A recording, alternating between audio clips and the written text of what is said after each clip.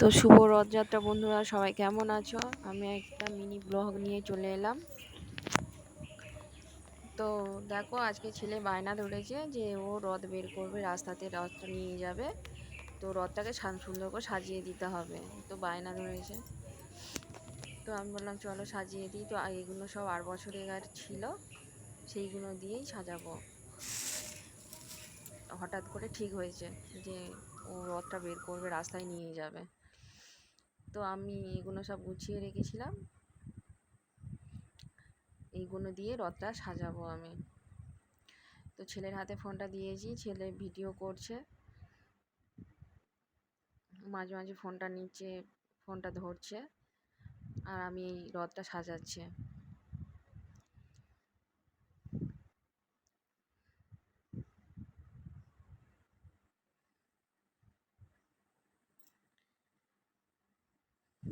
তো এগুলো হচ্ছে ছোলা দিয়ে করা মালাগুলো। তো ওকে একটা কাজ দেবো বলে বললাম যে ফোনটা আমার হাতে দাও আর তুমি এদিকে এসো। তো আমাদের মন্দিরে লক্ষ্মীনারায়ণ আছে, তো ওদের জন্য দুটো মালা আমি কিনেছিলাম। তো ওই মালা দুটো নিয়ে ওদের গলাতে দেওয়ার জন্য বললাম, নারায়ণের গলাতে দাও, ওর হাত দিয়েই পরাবো বলে। তো ওকে বললাম যে গিয়ে পরিয়ে দিয়ে এসো।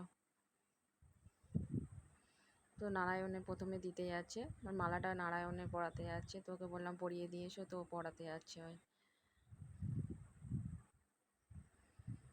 ওই তো আগে কখনো ওইসব করেনি, এই ফার্স্ট টাইম ওকে বললাম। এবার এটা লক্ষ্মী ঠাকুরকে বললাম দাও, এটা পরিয়ে এসো। তো পড়াতে গিয়ে ও ঠিকঠাক পড়াতে পারছিল না, তো ফিরে চলে আসছিল। আমি ওকে বললাম যে ঠিক করে পড়াও, ভালো পড়ানো হয়নি ওটা।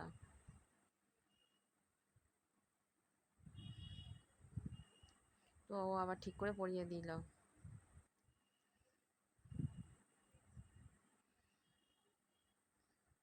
তো এবারে আমি জগন্নাথ জগন্নাথ ঠাকুরগুলো সাজাচ্ছি, রথে বসাচ্ছি, আর ছোট ছোট ফুলের মালা এনেছি রজনীগন্ধার, ওগুলো দিয়ে আমি ওদেরকে সাজাবো। চলো দেখো কেমন হয় আমার রথ সাজানোটা। আমার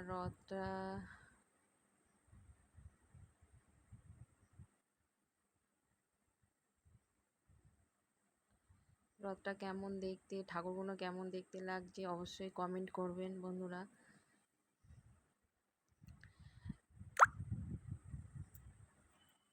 অবশ্যই কমেন্টে জানাবে।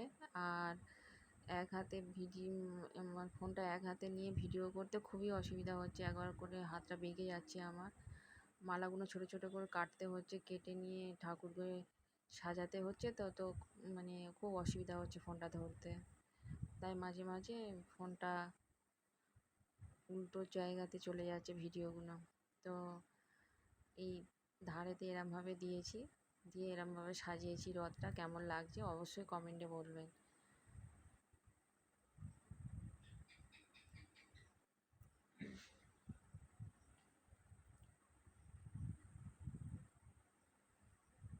তো তিনটে থাক আছে, তো তিনটে থাকেইতেই সাজিয়েছি।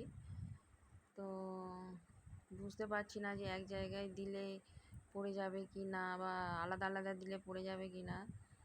তো সব আলাদা আলাদা বসিয়েছি। তো এই ছেলে বসে আছে, আর ওদিকে মন্দিরে তো দেওয়া হয়ে গেছে। আর এই তিনজনকে একসাথেই করে দিয়েছি, যদি পড়ে যায় ওই জন্য একসাথেই দিয়েছি। আর ঘরে যা ছিল সেই দিয়ে প্রসাদ বানিয়েছি। তো তিনজনকে একসাথে বসিয়েছি। এবারে ছেলে রথ বের করবে বলে রেডি হয়ে গেছে। তো রাস্তায় নিয়ে বেরিয়ে গেছে রথ। আমাদের বাড়ির রাস্তা, এটা বাড়ির রাস্তা দিয়ে ও আস্তে আস্তে টানছে রথটাকে, এখনও মেন রোডে ওঠেনি। তো আমার ভিডিওটা যদি ভালো লেগে থাকে অবশ্যই কমেন্ট করবে, একটা লাইক অবশ্যই করবে। আবার দেখা হবে নেক্সট কোনো ভিডিওতে। ততক্ষণের জন্যে টাটা, বাই।